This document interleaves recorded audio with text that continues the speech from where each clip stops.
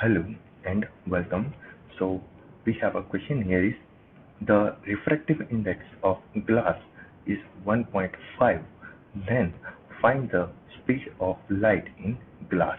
ठीक है, सो हमें यहाँ पे क्वेश्चन पूछा है कि रिफ्रैक्टिव इंडेक्स ऑफ ग्लास है 1.5, तो स्पीड ऑफ लाइट उस ग्लास के मटेरियल में कितना होगा।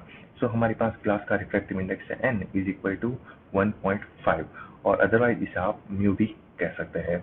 और हमारे पास जो speed of light in vacuum है उसका वैल्यू अवेलेबल है 3 × 10⁸ मीटर पर सेकेंड।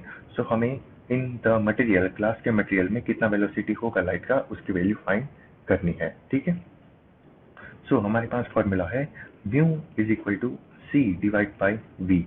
यहाँ पे सी क्या है, speed of light in vacuum और इन एयर, एंड वी क्या है, speed of light in that given material. और यहाँ पे हमारे पास मटेरियल कौन सा है, ग्लास।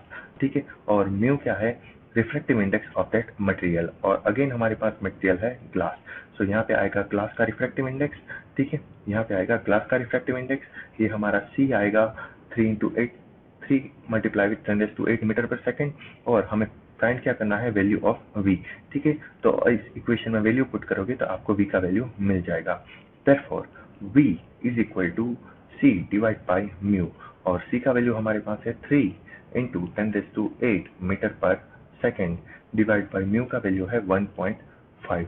सो हमारा ग्लास में speed of light in glass will be 2 × 10⁸ metre per second.